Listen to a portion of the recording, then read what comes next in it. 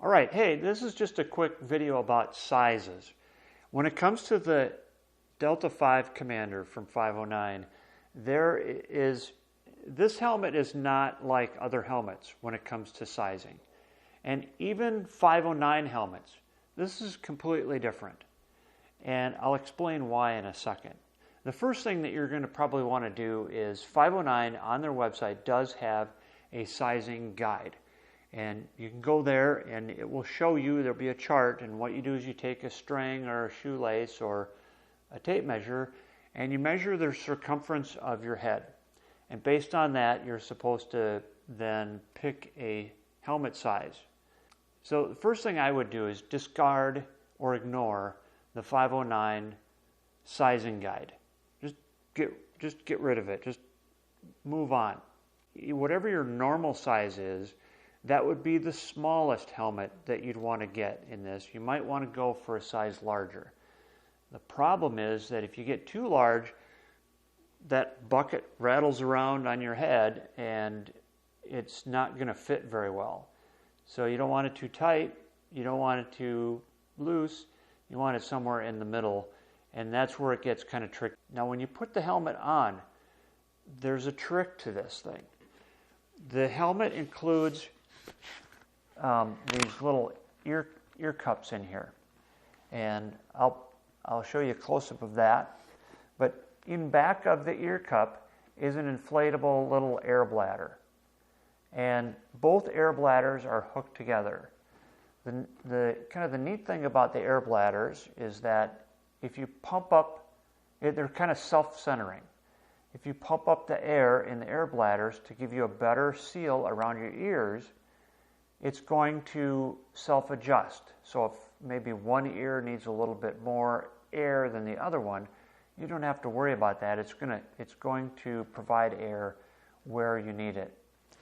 But when you're fitting the helmet, when you're putting it on, that provides a challenge, because here's the release, the air release valve. So you pump it up with this little hand pump. This is a hand pump right here. You release the air with this button right here. That opens the valve, and theoretically, both bladders deflate, both air bladders. That is not necessarily the case. So you think, okay, with one hand, I'll compress one of the ear cups and I'll deflate. That's not going to do it, because what's happening is the air, you're pushing air out of one bladder and it's going into the other bladder. So there's no check valve in between the two.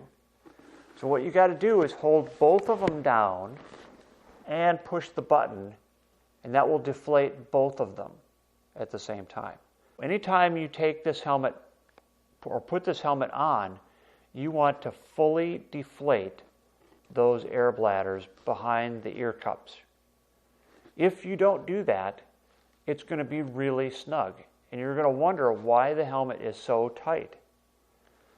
But that's how you get around that, is by making sure you deflate both of them. The only way to deflate both of them at the same time is to hold them both down with your hands and push the button all at the same time.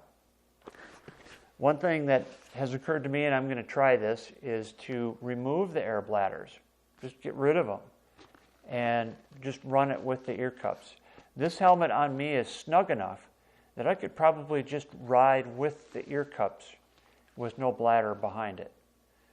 And we'll see how that goes. I'll post that in future videos. But what I wanted to do today is explain how you size this thing. So if you're going to buy one of these, the very minimum, disregard 509's website, at the very minimum should be the size that you regularly wear. If in doubt, go with a size larger than what you normally wear. Obviously, you don't want it too loose, like I said, but by the same token, it's maybe better to have it a little too loose than to have a headache for 5 hours while you're riding. So that's what I wanted to show you today. As always, thanks for watching, and I hope I see you on the trail.